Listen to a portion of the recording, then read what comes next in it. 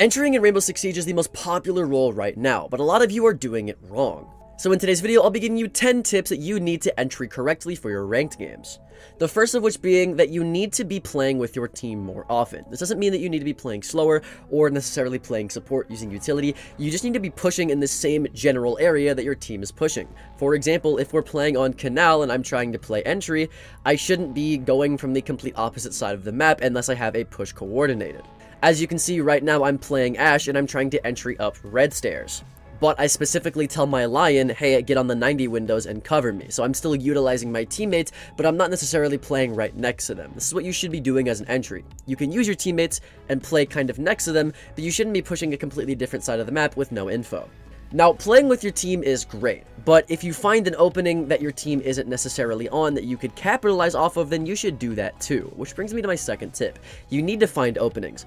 In this clip, I saw that there was nobody playing inside of Whiskey or bar or restaurant, whatever it is. This backside area, I saw nobody was playing here, even though my team was primarily pushing Bakery. So what I did was I found the opening. Okay, no one's here. I'll take the free space. I got a few kills off of it, and I got a bunch of space from it, and it ended up working out really, really well. So if you see that there's an opening that you can easily take to get kills, to get space, whatever it may be, don't be afraid to do that. But like I said in the first tip, 9 times out of 10, you just want to be utilizing your team and playing off of them. But if you find an opening like I did here, capitalize off of it. Don't be afraid to do that. Now, there's an issue with capitalizing off of things. You need to learn when to be aggressive and when to actually do it, or maybe when to kind of hold back and play passive. This brings me into my third tip. You need to learn when to manage aggression. Now, a good rule of thumb on attack is that if you are up in man count, play it slow. Maybe drone things out. Don't give people 1v1 so that they can even out the man count. Now, if you are down in man count, that's when you need to start being aggressive. Because if you don't, defenders are going to swing you, they're going to overwhelm you, they're going to make you take 2v1s that are impossible to win. So you want to be isolating 1v1s and you want to be getting aggressive. Now, there is a time on attack whenever you can be aggressive if you're up in man count. And that's if you're going for a planter, if you're going for a push. But really, that's something that you need to coordinate with your team. So that's a special little example if you're stacking, but good golden rule of thumb, and this even works on defense too. If you're up in man count, play passive. If you're down in man count, get aggressive to even out that man count. Now, when you are playing passive, you need to be learning when to drone, which brings me into my next tip.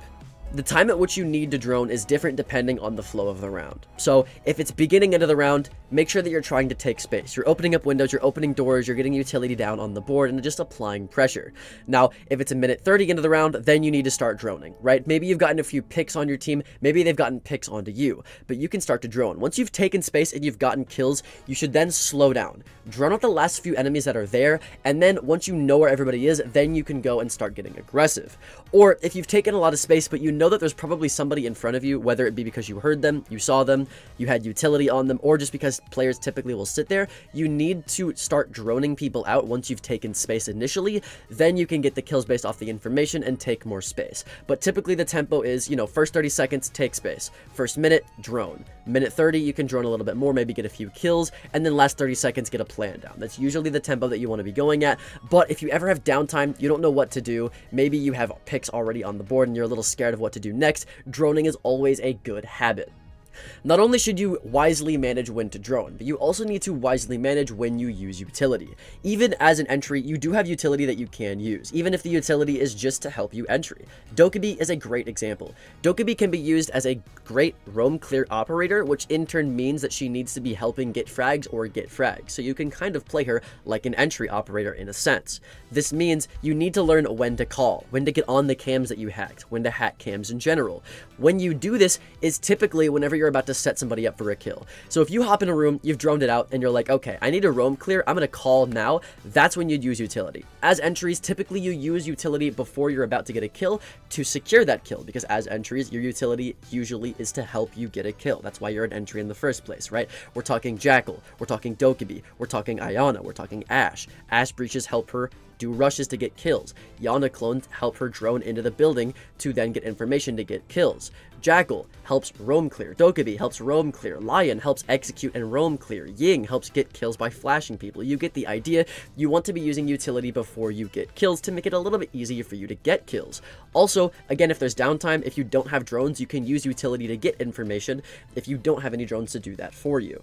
Now, we've been talking about a lot of game sense tips, but when it comes to entry fragging, mechanics are also a huge aspect of it, which is why my next tip is going to be aiming head level. Now, this might seem very, very obvious, like, duh, aim head level, it's a one-shot headshot game, right? Well, the majority of the times, most players aren't aiming head level. I mean, even Bolo and Spoit, some of the best aimers in the world, only aim head level about 60 to 70% of the time. So you can always improve aiming head level no matter how good you are at the game. Take this clip, for example, in my stream that I just had a day ago. Follow me on Twitch, by the way. This guy right here, I was just remarking how bad he kind of was at the game. You can kind of tell he's bot walking around, but he got a kill right here purely because he was aiming head level. Wow. See, even if you're bad, as long as you aim head level, you can get kills. Because look at this. So as you can see, just that one simple little tip can get you a lot of kills, even if you're terrible at the game. Something else that can get you a lot of kills no matter how good you are at the game is rotating after you get kills, which is my next and 7th tip.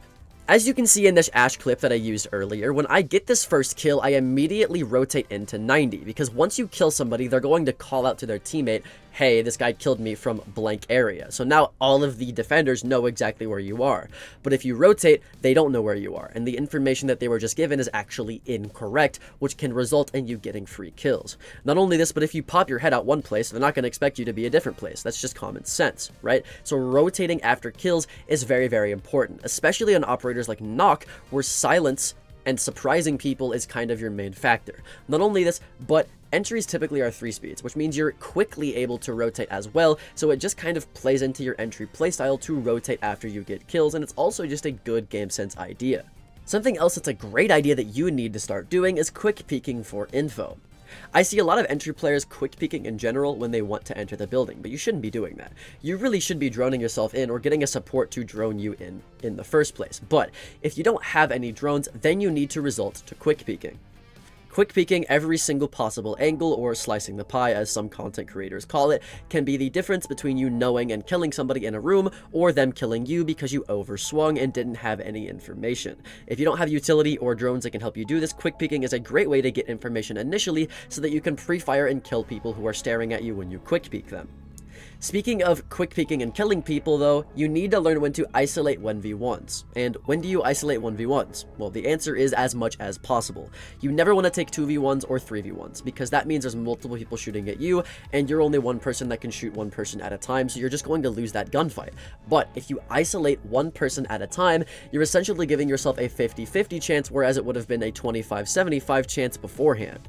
If you give yourself a 50-50 chance, there's a much higher chance that you win that 1v4 scenario if you're taking each defender one at a time and giving yourself one gunfight at a time.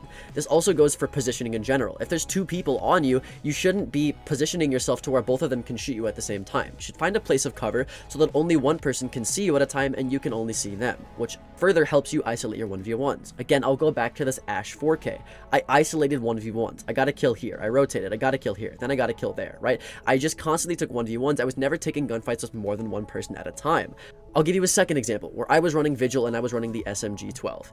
I constantly was taking 1v1s, even though there were 4 people upstairs. I took 1v1s with each one of them because I knew that I couldn't take a 4v1, but I knew that I could take a 1v1 multiple times, which is why I did it, and it actually resulted in me getting a 4K and winning us the round. So you need to make sure that you're isolating your 1v1s as much as possible to get the chances of you winning the round higher and higher. But in order to do this, you gotta be confident, which brings me into my last tip, number 10, you gotta let your nuts hang. Sometimes in Siege, swing or be swung is definitely a thing that is true. Because of how servers work, people who swing you will see you faster than you will see them. Not only this, but if you're holding an angle and they're swinging, obviously the reaction time of you is going to be slower because you're having to react to them where they aren't having to react to you. Typically also, if people are swinging, they have info on you. So swinging is just a guaranteed way to have more reaction time than somebody who isn't swinging, which is why swing or be swung is a thing, which is why you kind of just gotta let your nuts hang. If there's an enemy, honestly, you can just swing him if you know that you're confident enough to take the gunfight.